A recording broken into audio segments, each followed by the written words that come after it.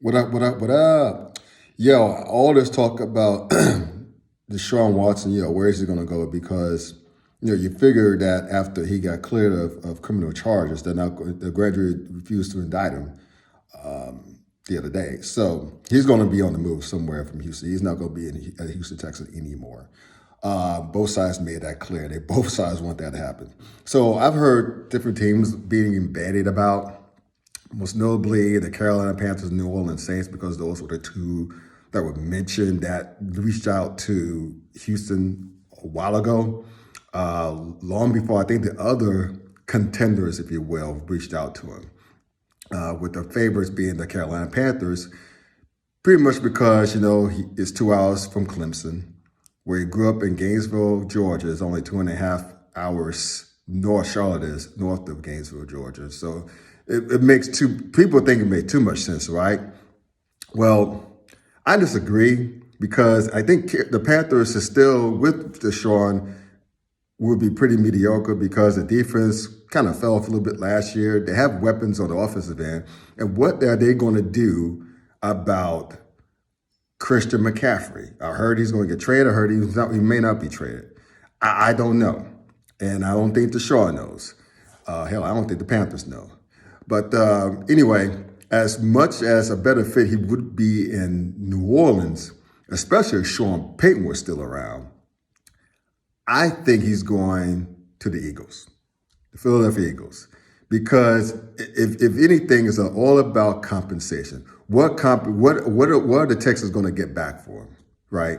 Because if you figure Russell Wilson got the huge haul from the Broncos, right, like Seattle did, what do you think Deshaun Watson, at 26 years of age, still in his prime, with a manageable contract? I mean, whichever team gets him will have him under contract for another 4 years. And I know there'll be the 4 or 5 game suspension, but that's Deshaun Watson. You got him for the next 4 years. I would take that risk, right? So you look at what the Eagles have. What can the Eagles give him besides Jalen Hurts and the quarterback-to-quarterback swap? The all-important thing, the all-important lifeline in the NFL as far as currency is draft currency.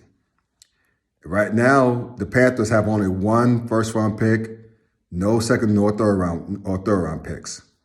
I didn't look up New Orleans, but I don't think they have much of a haul either. So, but the Eagles, they have 3 first-round picks, ladies and gentlemen. I think it's like, let's see, I got it up right here.